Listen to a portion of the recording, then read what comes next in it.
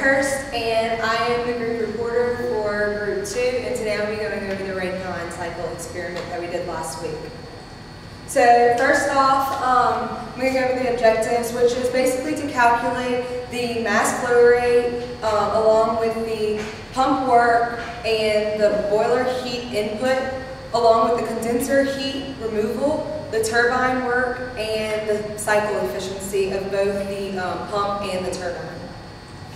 So first off, I'm going to go over the Rankine cycle that we're all familiar with from thermodynamics, which is saturated water going into the pump and coming out of the pump is liquid, which is going into the boiler, and coming out of the boiler is saturated vapor, and then it's going into the turbine and coming out of the turbine as saturated vapor as well, and repeating that cycle going back into the pump. So this is the Rankine cycle that we did for the experiment in class, and here you can see that there are a lot of differences between the Rankine cycle that we did in thermodynamics and the Rankine cycle that we did in class. And so next I'm going to go over the differences. So basically the differences that are in the Rankine cycle that we did in thermo and the ones that we did in this class, they're there because they're going to help with the efficiency of the cycle. And so first you see that the steam separator. The steam separator just basically removes the steam from the working fluid so that we can use it in order to run our turbine.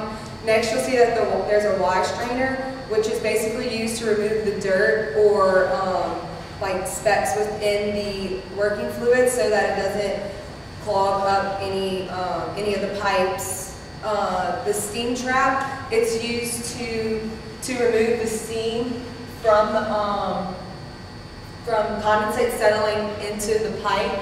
And you don't want condensate in the pipe because one, if there's too much condensate in there, it'll clog the pipes, and you want as much steam coming in to the turbine. And also I learned that if there's condensate within the pipe, it might trip the steam into going into turbulent flow, and you don't want that to happen. Also there's a thermostatic air vent and a pressure relief valve, which maintains the pressure and removes the air.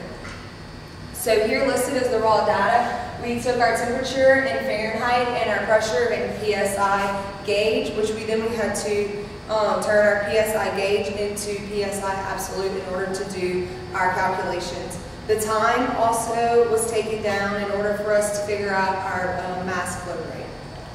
So here are the useful equations that most of us have seen before in thermodynamics, and basically this is how we're going to calculate our pump work and our efficiencies and our work of our turbine.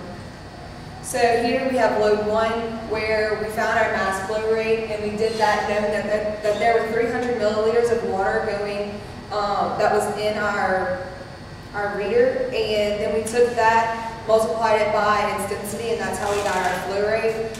Here we also used our equations on the previous slide, that's how we calculated the work and the heat input and output. Did the same thing for load 2. And load 1 was 8 bulbs. We turned 8 bulbs on, and for load 2 we had 8 more that we turned on, so it was a total of 16 bulbs in the end. This is the efficiency of our turbine and the efficiency of from the first law, and you can see that they're pretty good. But so from load 1 and load 2 you really didn't see much of a difference. Here, this is where I calculate our uncertainties, which is when we took our temperature, we took it from a digital thermometer, and it was plus or minus 4 degrees. Our pressure is plus or minus 5% of our value, and the mass flow of air was plus or minus 10% of our value that we found. Here is the work of our turbine. And you can see here that there's major differences between the calculated and the measured, and we think that the major differences come from the loss in the generator, human error, or the reading from the multimeter. So in order to improve this cycle, there are 2 ways you can do it. You can superheat the steam, or you can reheat it. You can see here with the reheating cycle, all you can do is resend the steam coming from the turbine and bring it back to your boiler, where it goes back into the turbine and then goes into the condenser. So it superheats the steam, and for the superheater, basically you just go in and superheat it as well. Do you have any questions?